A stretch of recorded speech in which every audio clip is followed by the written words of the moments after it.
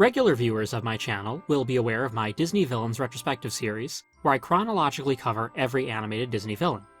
I've reached Gaston, but there's also an interesting history behind Beauty and the Beast as a whole.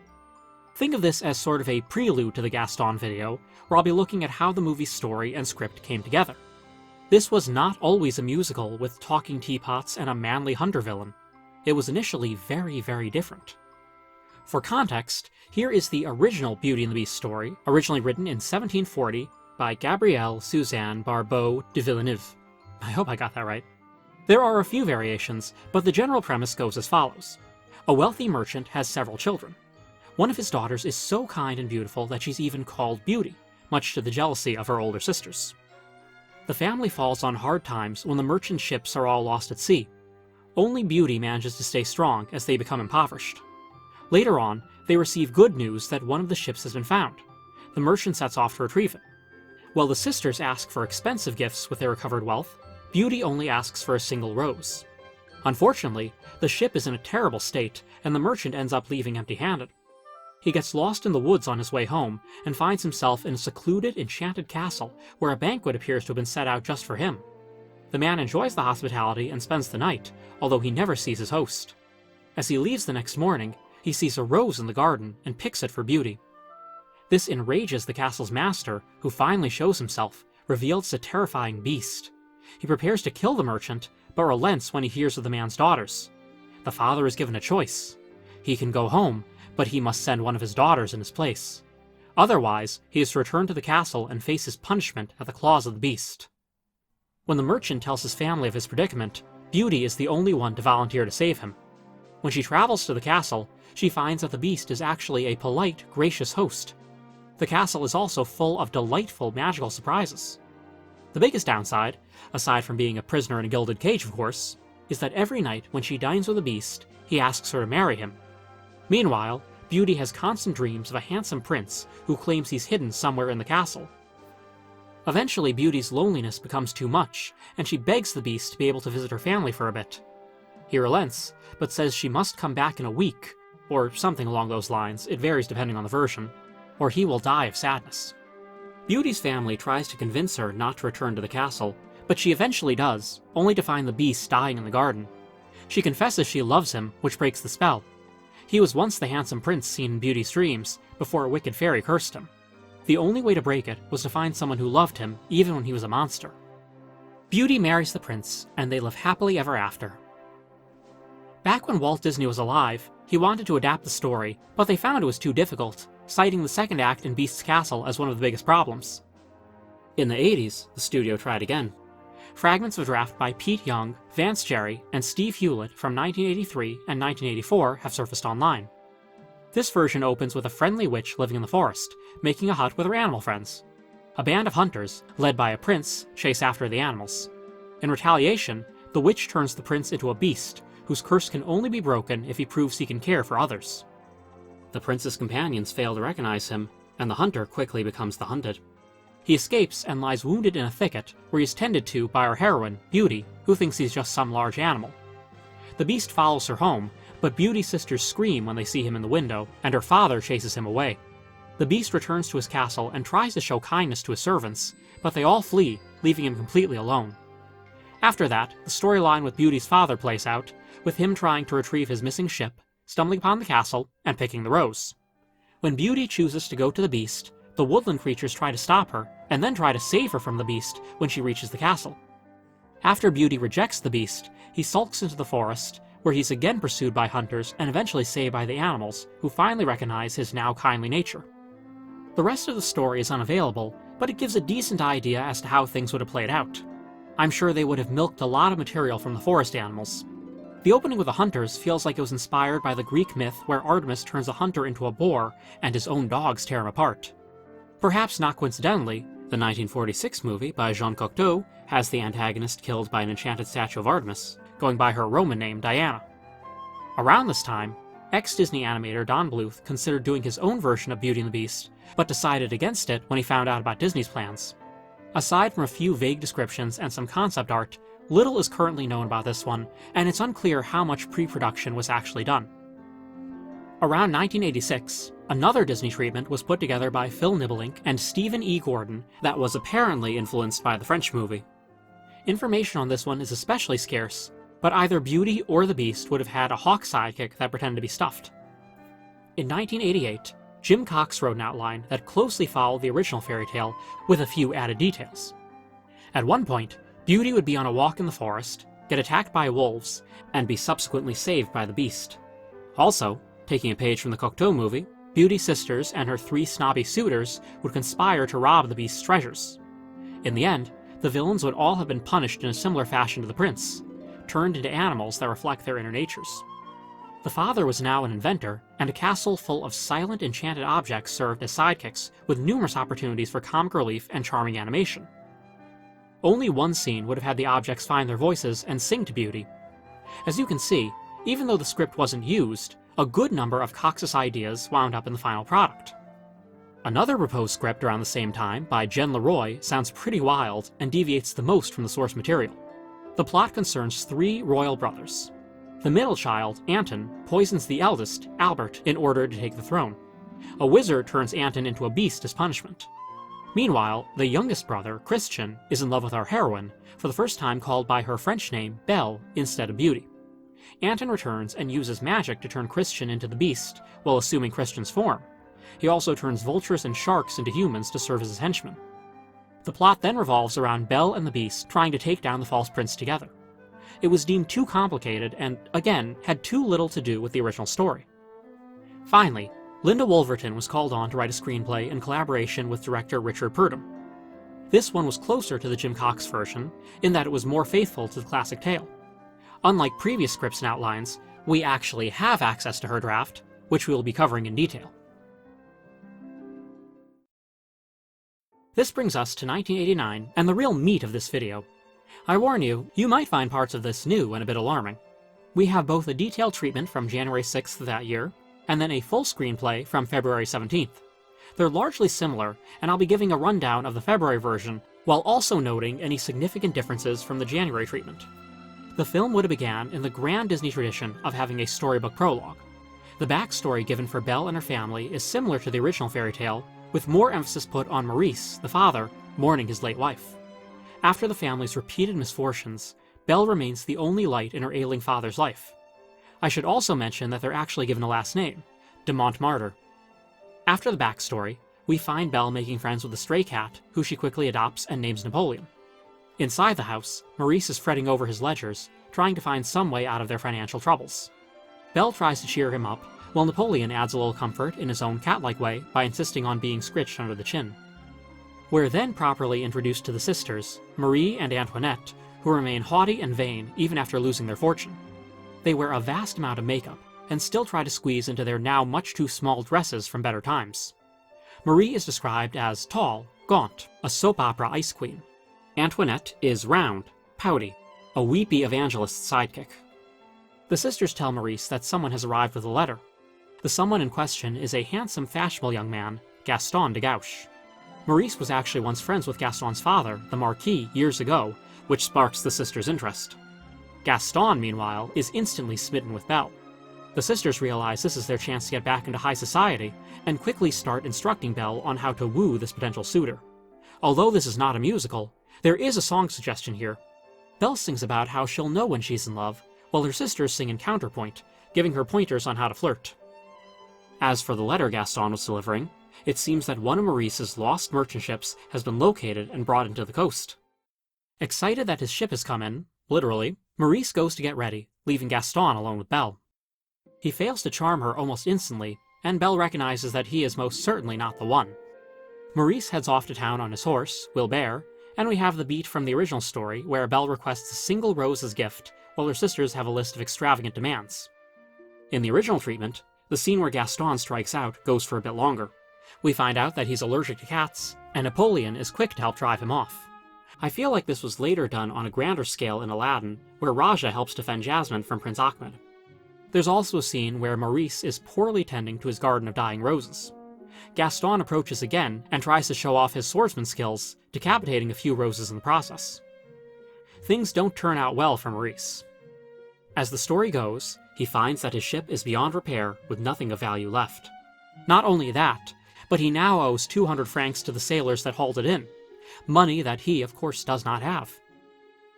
As he makes his sad return, Maurice is pursued by wolves in the snowy forest.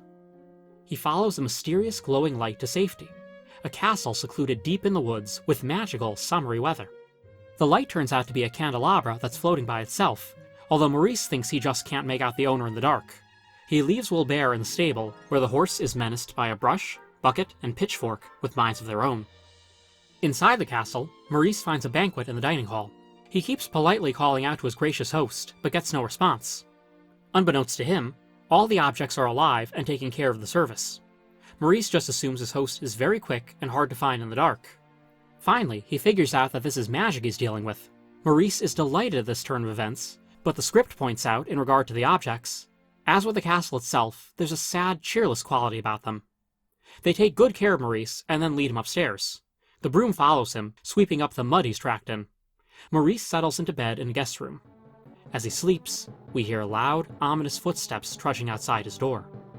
The next morning, Maurice calls out a thank you to his mysterious host and prepares to leave. Wilbert, who has been totally spooked the whole night, is more than happy to get as far away from the castle as possible. He gallops out through the gardens, where Maurice spies a rose. He picks it, and to quote the script, all hell breaks loose. Thunder and lightning. The rose screams and turns black. The beast makes his grand entrance, roaring in fury. Following the story faithfully, he demands Belle come willingly, or he'll hunt Maurice down. The frightened man is prodded by the pitchfork into a sedan chair that magically takes off like a rocket. Wilbert is left behind, terrified as ever. Another quote directly from the script. Maurice has a spectacular, breathtaking, harrowing ride home. The sedan chair seems to enjoy terrorizing him. The treatment has a few differences. Maurice's ship is not a wreckage when he finds it, but instead it's somehow caught on fire. Later, when he and Wilbert make their way to the castle, we see the beast's point of view at a few points, watching them through the enchanted mirror. There's also quite a bit of comic business with Maurice constantly losing his glasses that has been totally removed. One of the enchanted objects is described as a tipsy wine decanter who isn't in the actual script. It also details the flight home a bit more, saying Maurice flies over bridges, around trees, and through barns. When he finally reaches home, a distraught Maurice recounts his journey to his daughters. He resolves to go back himself in the morning. Belle, refusing to let her father die, sneaks out in the middle of the night and goes into the sedan herself. Napoleon follows, even after Belle tries to shoo him away. The two of them fly to the beast's castle, where they are greeted by the enchanted servants. The objects lead Belle into the sitting room, where she nervously awaits the beast. The objects all seem uncomfortable when she asks where he is. She calls for him, but no one answers. Eventually, Belle and Napoleon fall asleep. The beast creeps out of the darkness, watching them. Napoleon wakes up and reacts in terror. The beast hides in the shadows. Belle asks him to come closer. The beast makes her promise to not be afraid. Once she looks upon his face, Belle can't help herself and screams. This was the wrong move, as it sends the beast into a fury, throwing objects around and breaking one of the footstool's legs in the process. Belle and her cat hide in a bedroom. The beast comes to apologize, reminding Belle that she promised not to be afraid. "I couldn't help it," says Belle. "I couldn't either," admits the beast. Belle tells him to leave, and the monster slowly trudges away. Downstairs, he fixes the footstool's leg, asking for forgiveness. The outline for this section also goes over the personalities of the main servants. To quote directly, Footstool is always underfoot and walks with a limp. Candelabra is very reliable and is able to second-guess anything Belle requires. Broom is a bit sniffy and a little compulsive when it comes to sweeping up. Candelabra also has a bad habit of setting Broom on fire if it gets too close. In the outline, Belle and Napoleon spend a longer time in the castle, 2 days in fact, before the beast shows himself. The tension is a lot more palpable, but I imagine it would have hurt the pacing, especially since we have already seen him. The build-up just wouldn't have had as much of an impact. In the bedroom, Belle meets another pair of objects. A comb and a brush who get to work on giving her a makeover. Belle finds that there's no mirror in her room, or anywhere in the castle for that matter. The only ones we've seen have been broken, most likely by a rageful beast. The comb and brush also give Napoleon an unwanted bath. Back home, Maurice has been studying all his maps, but cannot find the castle anywhere. He goes off in the snow to search for Belle, while Marie and Antoinette stay behind, not wanting to brave the weather. The outline also includes a scene where the sisters go through Belle's things, trying on her clothes and tearing them in the process. They continue to commiserate, wishing that Belle had just married Gaston instead. Belle is having dinner in the castle. There's a bit of comedy with the salt and pepper shakers who try to outdo each other when seasoning her soup. The Beast enters, apologizing again. Belle is still frightened, but regains her composure and tries to have a civil conversation. Maurice comes up almost immediately, throwing the Beast into a rage once more. He angrily explains that the roses are the only living beauty he has left, which is why they are so precious to him. Tensions continue to rise, resulting in another Beast tantrum where the footstool's leg gets broken again. Belle hides in her room with Napoleon, resolving to run away when they have the chance. Later, Belle manages to sneak out, despite there being servants around every corner. She and Napoleon head to the stables, where Wilbert has actually made friends with the enchanted objects. Leaving proves difficult, since Wilbert wants to stay, and the objects block Belle's path. She manages to fight them off, and rides into the woods where the snowstorm continues to rage. She gets separated from Napoleon, and finds him cornered by a ferocious wolf. The wolf sets his sights on Belle instead, but the Beast comes to the rescue, fighting the predator seemingly to death. As it turns out, Beast is okay. Belle realizes that he never truly meant to harm her, and takes him back to the castle. The two of them make amends, with the Beast sheepishly admitting he probably wouldn't have hurt Maurice either. Belle asks if she can at least send a message to her father, and the Beast agrees.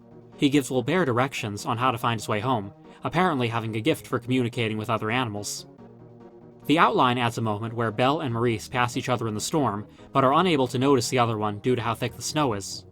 The wolf fight was originally going to end with the wolf limping away, but Jeffrey Katzenberg makes a note that the wolf should be killed by the Beast instead. Keep that detail in mind. We are then treated to a montage of Belle and Beast's activities around the castle as they slowly warm up to each other. They play chess and take walks, for instance. Belle wonders to Napoleon, if Beast can love something as tender and delicate as a rose, then can he really be such a beast? Later, she admires him from a distance as he stands on a hilltop, looking almost handsome. At the end of the montage, the enchanted objects give the Beast a full makeover, complete with a powdered wig. Back at the family's house, Maurice lies in bed, delirious. Marie and Antoinette find taking care of him to be a chore, but their spirits brighten when Gaston comes to visit. They put on a big concerned act, wailing about how Belle's been taken by a terrible beast. At that moment, Wilbert arrives with a letter from Belle. She assures her family that she's fine, and that the Beast really isn't so bad. Gaston deduces she must be under some kind of spell. After all, who could ever learn to love a beast? Gaston wants to hunt down the Beast and kill him, but gets discouraged when he's told no one actually knows how to reach his enchanted castle. Maurice begs Gaston to bring his daughter back, and Gaston vows to do just that, after a number of previous social engagements he needs to take care of. There are a few differences in the original outline. For one thing, Maurice is still out looking for Belle and is brought home with Wilbert. It's Marie who decides Belle is under a spell, not Gaston. Also, the Beast has sent a gift from the castle along with Belle's letter, a chest of gold. Belle's sisters are elated, hoping to use it to get back into high society. At the castle, the objects present the gussied-up Beast to Belle. She can't help but laugh a little at his appearance, causing his temper to flare up again. Belle is able to calm him down, encouraging him to at least try to control himself. In an attempt to make up for his earlier behavior, the Beast arranges a grand ball for Belle, with the attendees all being enchanted clothes and floating masquerade masks. Everyone, Belle, Beast, Napoleon, and all the objects have a wonderful time together. Caught up in the moment, Beast asks Belle if she could ever love someone like him. Belle stammers in response, and the Beast assumes she's saying no. Flying into a rage again, he storms out. Belle confesses to Napoleon that she didn't mean that, she just misses her family terribly. The cat goes to comfort the Beast, who is mournfully howling outside. The two creatures wind up purring together. Later, the Beast presents Belle with an enchanted mirror, the only mirror intact in the entire castle. Belle looks through it and sees her sick father. She begs to be able to return home. After some hesitation, Beast agrees to let her go. She promises to return, and the Beast gives her a rose. He warns to return before it wilts, because that will mean his death. Belle calls for Napoleon, who doesn't want to leave anymore, but follows her anyway. The Beast sadly watches as Belle gets into the sedan chair and flies off. The outline version is similar, but Belle is also given a sad reprise of her song from the beginning, which she would have sung after the dance. Once home, Belle is able to nurse Maurice back to health. Her sisters are dubious on how nice this Beast really is. As Belle goes on and on about her adventures in the castle, Marie and Antoinette decide that she is most definitely under a spell. They send for Gaston and stall Belle in the meantime. Belle wants to go back to the Beast, but her sisters convince her to stay for a little longer, for their father's sake. Belle finds herself growing sad as she talks about the Beast to Maurice one night. She confesses she's still waiting for her true love and doesn't know when he's going to show up. Maurice knowingly tells her to follow her heart. Belle goes outside and looks up at the sky. In this version, this is where her reprise of her earlier song would have gone. When singing it, she realizes that everything she's described about her ideal love fits the Beast perfectly. She's even found him handsome at a few moments. Gaston emerges from the shadows, determined to break the spell Belle is under. He forces himself on her. It's nothing that would push a PG rating, but it's appropriately disturbing. Beast, who has been worrying that Belle won't return, looks at the scene through the mirror and sees another man kissing the woman he loves. The heartbroken monster stumbles away, not seeing Belle pushing Gaston off her and running back inside. Trying to save face, Gaston tells the sisters that Belle is clearly under a very powerful enchantment. The only way to break it, he figures, is to kill the Beast. Marie and Antoinette lead him to the sedan chair, which will take him to the castle. Napoleon, who's been watching the whole time, runs to alert Belle. Gaston gets in the chair and flies off toward the castle. Belle's sisters try to hold her back, and Maurice whistles for Wilbert. The horse startles the sisters, who let Belle go. She and Napoleon hop on Wilbert and follow the sedan as it flies through the sky. The Beast's rose has begun to wilt. The outline takes a grander approach to the scene with Belle and Gaston. In order to distract Belle, her sisters throw a lavish masquerade party, presumably with some of the riches that the Beast sent them.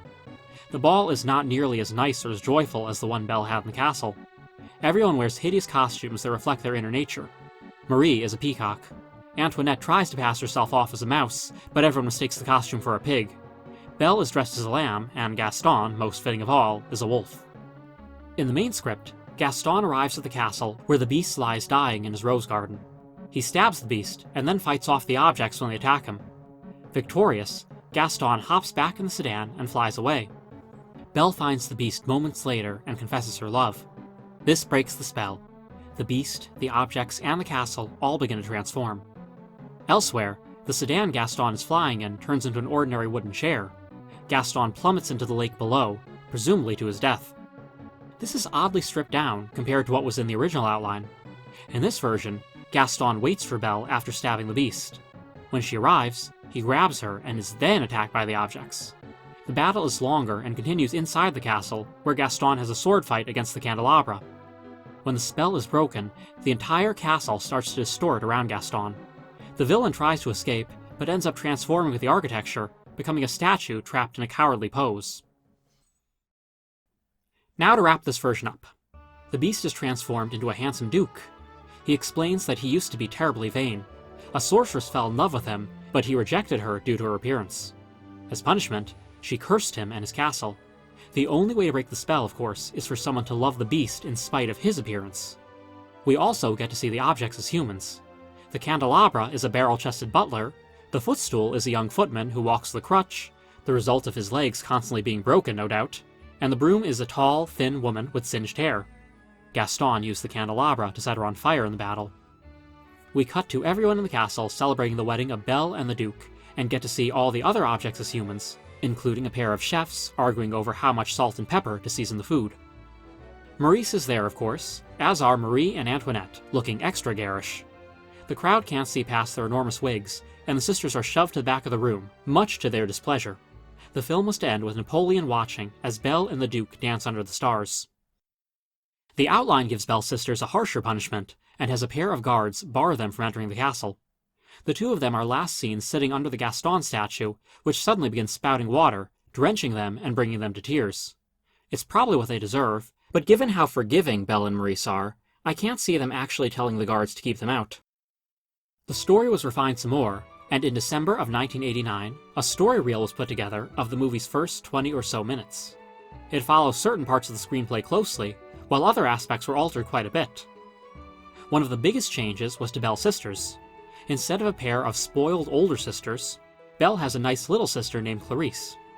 The antagonistic family member is now her Aunt Marguerite, who behaves much like Marie and Antoinette, only more sinister and self-assured. Wilbert the horse is now named Orson, and Napoleon the cat becomes Charlie. Maurice's reasoning for going out to the city is no longer because of one of his ships in port. Instead, he owes a huge sum in taxes and needs to go sell a special music box, one that belonged to Belle's mother. He passes by a band of traveling entertainers, including a couple who appear to be acting out the Beauty and the Beast story in a nice bit of foreshadowing. The music box ends up getting destroyed, leaving Maurice with nothing. The enchanted objects, although silent, have a few familiar faces added to the mix. We've already discussed the candelabra, but now a large grandfather clock seems to act as their leader, not to mention being the only object with a face. It's also here that the footstool is first portrayed as a dog instead of a servant. Otherwise, many of the plot beats are very similar. Gaston is still a foppish marquis, although his last name changes from de Gauche to Legume. The story reel ends before anyone meets the Beast. Based on some storyboards, it still had the scene at the end where Belle rushes off on Orson to rescue the Beast from Gaston. Maurice, meanwhile, orders Marguerite to get out of their lives. When the story reel was shown to the executives, they deemed it in need of significant reworking. As Charles Solomon explains in the book Tales Old as Time, The Art and Making of Beauty and the Beast, it had a number of issues. The tone was inconsistent, with its comedic moments not gelling with the overall dark setting. Marguerite was too derivative of Cinderella's stepmother. Belle herself was proving to be rather dull. She had a pretty face, but a bland personality. Her hopes and dreams hinged almost entirely on finding the one, which isn't the worst thing in the world, especially in a romance, but it doesn't make for an especially engaging lead. As for my own personal thoughts after reading the script, I think one of the biggest problems was the one Walt Disney and his original team cited. The second act in the castle isn't just a slog, it's kind of uncomfortable. The Beast comes across as dangerous and clingy, with several scenes consisting of him and Belle attempting to have a normal conversation, only for something to make him fly into a violent rage. It doesn't feel like a great love story. I've never liked people calling the movie a story about Stockholm Syndrome. I mean, I understand where they're coming from, but I still think it's reductive. The thing is, if they had gone with this take on Beast and Belle's relationship, then yes, the whole thing would feel even more like that and be a lot harder to defend. True, Belle isn't alone with the Beast. Aside from her cat, she has a castle full of enchanted objects. The problem is, the objects just don't pop, at least not on paper. This isn't really Wolverton's fault. They were designed from the start as visual characters. Reading parts of her script is like reading the description of a Roadrunner Coyote cartoon. It's hilarious to see it in action, but it just doesn't have the same effect when typed out. But even if these were well-animated characters, and we know they would be, it was still missing something. Admittedly, some of this is a problem in the original fairy tale as well. I think the Jean Cocteau version handles it best by approaching everything in a surreal, dreamlike fashion. It's a child's story that we're meant to experience and feel, but not overanalyze. He says as much in the movie's introduction. But unless Disney was to directly mimic that with their story, they needed to make some changes. For one thing, the original director was replaced by Gary Trousdale and Kirk Wise. The movie also became a musical. When songwriters Alan Menken and Howard Ashman were brought on to help the project after their major contributions to The Little Mermaid, Ashman had a stroke of genius. They would make the objects able to speak. Now, truly distinct characters like Lumiere, Cogsworth, and Mrs. Potts could give the story the spark of life it desperately needed. The servants added a certain warmth to the otherwise gloomy castle, and most important of all, they acted as a sort of buffer for the tense scenes where the Beast is at his worst. Plus, now that they had voices, we could hear the servants' own hopes and dreams. They want to be human again as well.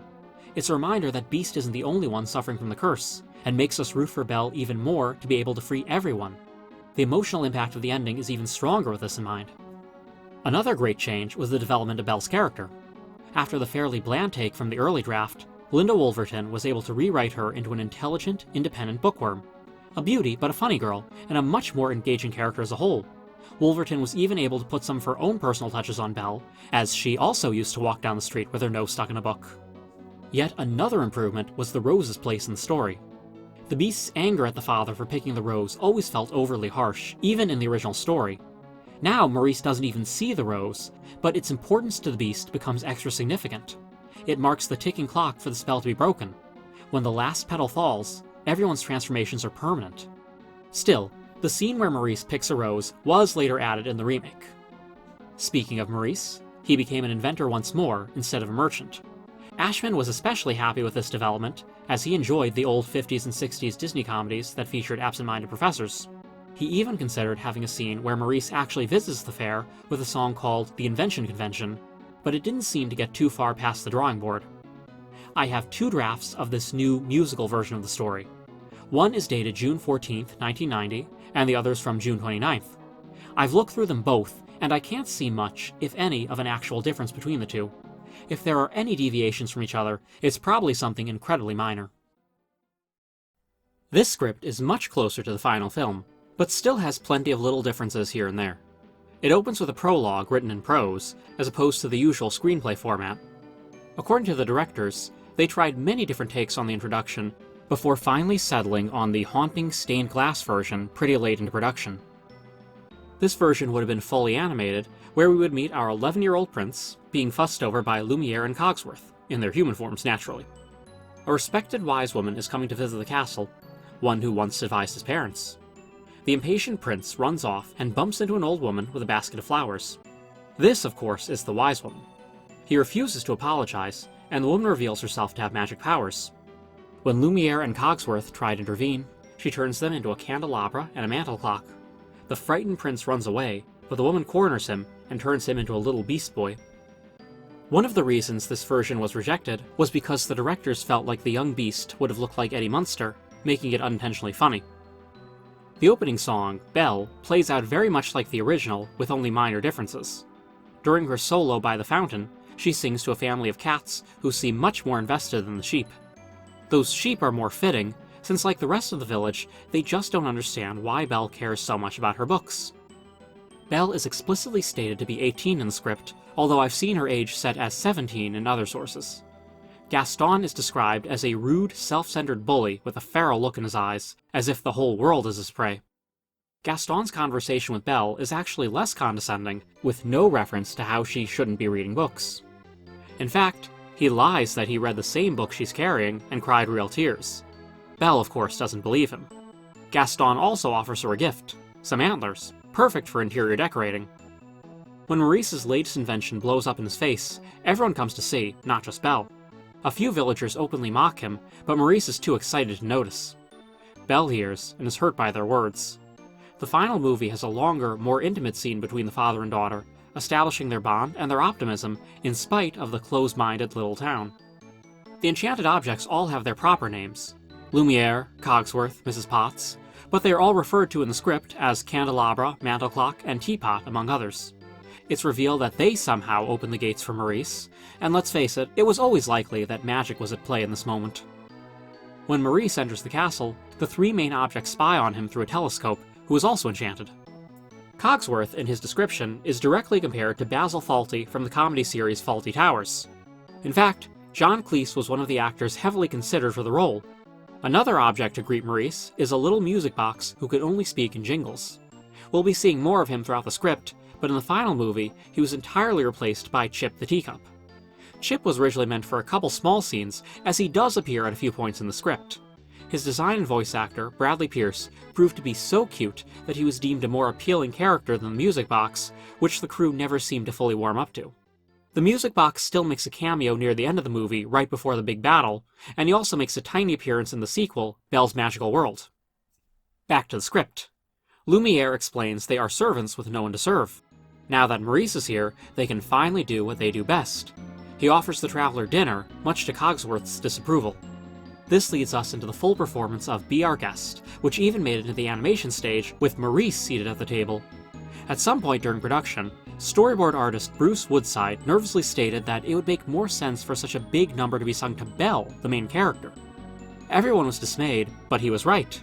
New animation was done of Belle, and the song was re-recorded with some alternate lyrics. The biggest change was to "You're alone and you're scared, but the banquet's all prepared. No one's gloomy or complaining, while the flatware's entertaining." The original lyrics went, "Yes, you're cold, yes, you're wet, but we'll help you to forget. Outside you won't know it's storming when the silverware's performing."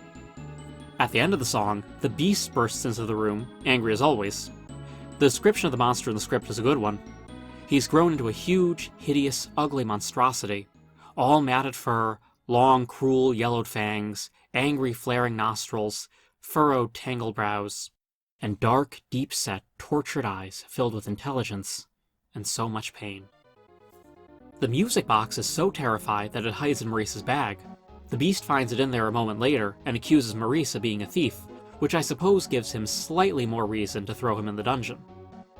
Gaston's proposal and Belle's reunion with Maurice play out very much like the movie. As Belle collapses in her room, we do not cut to Gaston in the tavern, but instead stay with Belle and the wardrobe. Wardrobe is described as a fancy but faded court lady-in-waiting with pretensions to the upper class. Wardrobe's accessories, the comb, the brush, and atomizer, are given voices and have a tendency to disagree with each other. Just a quick note. I was in the process of editing this video, and I was checking both drafts of the script. I found these characters talk only in the earlier draft, and not in the revised version. And now back to your regularly scheduled video. Belle keeps asking how all the objects are alive, and Wardrobe keeps avoiding giving her a good answer. The scene between Beast and the objects about dinner is handled differently. The final movie has a comedic take where Mrs. Potts and Lumiere confuse the Beast with romantic advice. It's the first time we see the Beast's lovable, befuddled side. The early, longer version also tries to show off the different aspects of his personality. At one point, the Beast hits a table in a rage, causing Little Chip to fly into the air and almost shatter on the ground. Beast catches him at the last second and whispers an apology, similar to the scene with the footstool in the earlier draft. Later, when he expresses doubts about Belle ever loving him, Lumiere implies he's become a coward. Beast almost flies into his usual rage, but then realizes the candle's been playing him, and actually shows him a bit of respect in return. The scene with Chip wound up being used in a comic that came out shortly after the movie, although the story was otherwise unrelated. It was a prequel miniseries that lasted 2 issues. Another story actually featured Music Box in his most prominent role as the only thing that could soothe the Savage Beast. We learn that he was never a human like the others, but is instead the prince's favorite toy brought to life by magic. Tragically, the Beast accidentally breaks him during one of his fits of rage. We're left with a small note of hope as Lumiere wonders if they can potentially repair him. Given that he shows up in the movie for a short cameo, it means they thankfully could. After the scene where Belle refuses to come to dinner, the Gaston song plays out as in the movie. There are several verses that wound up getting deleted, although some of them have managed to sneak their way into future productions. More on that in the actual Gaston video. The only other difference is a slightly longer scene after that where Maurice tries to get help from the people on the street, only to have them ignore him. The short moment they ended up using with Maurice wandering alone in the cold was even better. The next morning at the castle, the objects try to sneak Belle a tray of food, which they carry on the back of the footstool. The Beast shows up at her door around the same time, demanding that she come to breakfast. He spots the tray and tries to lure her out. Belle says he needs to back farther away. He does so. She continues to get him to step back, and when he's far enough, she quickly pulls the tray into her room and slams the door, leaving Beast feeling like a fool. That night, Belle sneaks out, and we have a scene in the kitchen that's fairly similar to the one in the movie. Of course, there's no "Be Our Guest," and instead, Belle asks more about how the castle's enchantment works. When the objects refuse to answer, she decides to find out herself and sets off for the West Wing. The servants are powerless to stop her as she makes her way into the Beast's lair. She comes across as much more defiant in this version, while her actions are done on more of a whim in the movie. The script also mentions a classic horror bit. The eyes of the portraits on the wall leading to the West Wing follow Belle as she makes her way to the Forbidden Room. Belle's subsequent escape from the castle is a little longer here, showing her grabbing her coat from the wardrobe and finding Philippe in the stables. Animator Chris Sanders boarded an even longer scene showing her carefully sneaking out of the castle, but it was cut entirely since it killed the pacing and momentum the West Wing had built up. When the Beast saves Belle from the wolves, he ends up killing the largest, fiercest member of the pack, like Katzenberg had suggested in the first outline. Belle is horrified and says Beast should have shown it mercy. This would come into play again near the end of the movie. It's why the Beast ultimately doesn't kill Gaston in their fight. The idea of Beast actually killing a wolf was apparently deemed a bit too gruesome, and in my opinion, Belle's scolding reaction makes her come across as ungrateful. Beast sparing Gaston at the end makes sense even without this context. He's regained his humanity at this point. The haunting bit of music as he puts the hunter down says it all. As Belle dresses the Beast's wounds, the objects begin to fill with hope that she might actually break the spell. This leads into the massive Human Again number, where they sing about just that. The demo found on CD runs at a whopping 9 minutes, and the storyboarded version trims it down to 7.5, but it's still quite long. During the song, we see a few scenes that made it into the movie. The Beast giving Belle his enormous library, and the part where he attempts to eat oatmeal like a civilized person. Other scenes in the montage include Belle teaching the Beast to read, the pair playing in a hedge maze, and the servants cleaning up the West Wing. Part of the reason this was all cut was due to pacing. The directors also pointed out that the movie's time frame is a little hazy. Ignoring the midquels that came later, it's unclear how much time Belle actually spends in the castle. With that in mind, how long was Maurice searching the woods, or was LeFou waiting outside their house? The original Human Again implies that weeks and possibly months go by. Because of that, in this early version, not only do we see Belle begin to give the Beast reading lessons, we also see him eventually reading a full sentence. Ultimately, the song was replaced with a shorter Something There that focused more closely on Belle and Beast's relationship. The special edition of Beauty and the Beast, released in 2002, had a newly animated Human Again added in after Something There, now running at about 5 minutes or so. It's not quite the epic that Ashman and Menken envisioned, but it's a nice addition and manages to fit in most of the song's highlights. It's also worth mentioning that although it's not in this version of the script, there was a lengthy scene with Belle in the library that was completely cut. After Beast leaves Belle to look at the books, she meets a number of eccentric characters who all try to pull her in different directions. In the end, she sits down and reads the story of King Arthur to a number of enchanted objects, with the Beast quietly listening in the shadows. In the Human Again scene, she's still reading the story when Beast asks her to teach him to read. In the final cut, she's reading Romeo and Juliet instead. After the song, Belle confesses to the wardrobe that although she's actually enjoying herself, she misses her father dearly. The Beast overhears and secretly watches Maurice through his magic mirror. We see the poor man's health has declined, and he's been effortlessly poring over maps, unable to find the castle. Beast puts the mirror down, unsure of what to do next. Meanwhile, Gaston and LeFou have journeyed to the terrible asylum, the Maison des Lunes, to speak with the owner. Both of them are horrified, but Gaston is better at hiding it. From inside, we hear rattling chains, moaning, and sobbing. Like the wolf getting its neck snapped, actually seeing the asylum was deemed too disturbing, and a new scene was written where the meeting takes place in the tavern after hours. It was also added a little earlier in the movie, before Something There. The scene leading up to the iconic dance is different here. We see Mrs. Potts organizing dinner in the kitchen while Cogsworth and Lumiere fret. At dinner, the music box tries to serenade Belle and the Beast. The grand piano in the ballroom starts playing a louder song to get their attention, and the music box goes off to sulk. Belle teaches the Beast to dance, and after a few literal missteps, they're waltzing wonderfully, which serves as a segue into Mrs. Potts singing the title song. The music box is passing by the Beast's room when the magic mirror flickers to life. He looks inside to see that Maurice has made it home from another one of his searches, but has collapsed right inside the cottage. The box runs to alert Belle right as she and Beast are sharing a romantic moment after their dance. This leads to the scene where the Beast lets her go and gives her the mirror. When Belle returns home and helps her father, it's the music box that stows away with her, not Chip. The scene where the mob arrives at the cottage is slightly different, but generally follows along the same lines. When Belle shows everyone the Beast in the mirror, Monsieur Dark, the asylum director, is the most horrified of all, and quickly excuses himself, speeding off in the wagon. In the actual movie, he and his men just sort of vanish. Perhaps their exit was even speedier. Something There was the last song written for the movie, but it appears that the mob song was the second to last, because it's not here either. Instead, the scene plays out with dialogue.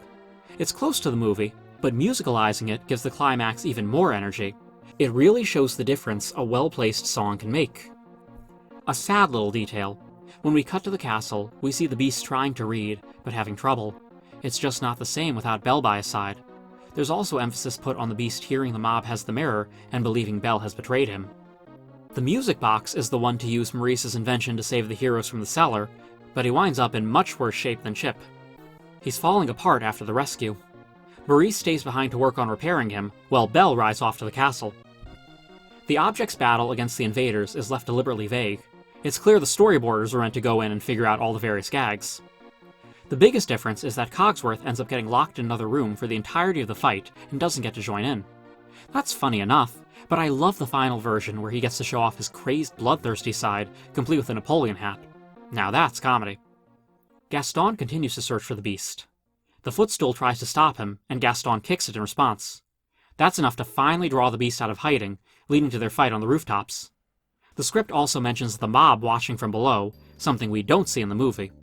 The fight is shorter, but the outcome is the same, with Gaston stabbing the Beast and then getting knocked off to his doom.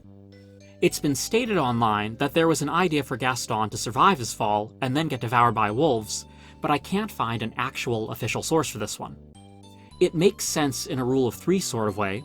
we've seen the wolves twice already, and they finally get their dinner on their third appearance, but I don't know if this was ever actually intended, or if it was some fan idea that was taken as fact.